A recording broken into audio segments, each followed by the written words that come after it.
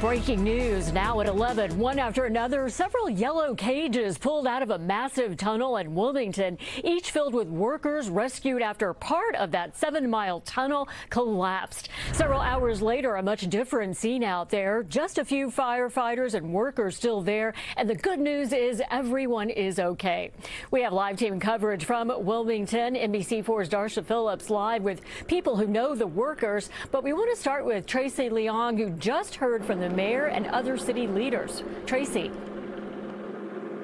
Yeah, Kathy, that press conference wrapped up about 25 minutes ago. We're standing here on Figueroa Street, which is right in front of that tunnel site, and they just reopened this street. You can see it's clear. Traffic can now get through. We know 31 tunnel workers were trapped inside. They were safely rescued, 27 of them now being medically evaluated. Let's get straight to that video of that massive rescue operation from earlier tonight. This is the Clearwater Project operated by the LA County Sanitation Districts. The call came in just before 8 about this tunnel collapse. About 100 emergency personnel responded. The 7-mile-long tunnel is being constructed about 200 feet underground.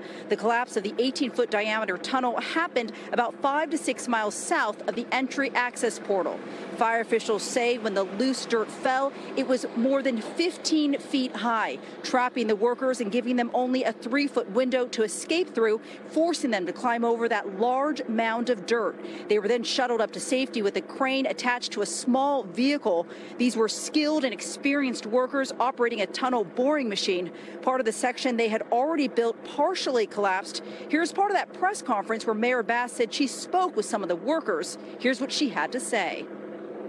Sure, I had an opportunity to speak with many of them, and of course they were relieved.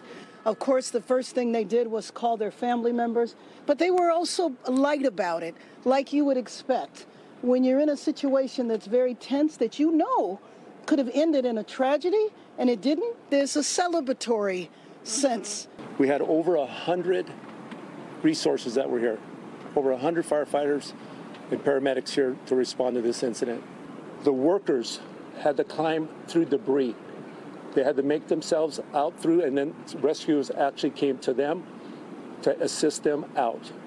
The men down there were operating the tunnel boring machine that is building that 18-foot diameter tunnel. A section that they had already built had squeezing ground and had a collapse, a partial collapse. It didn't completely fill the tunnel.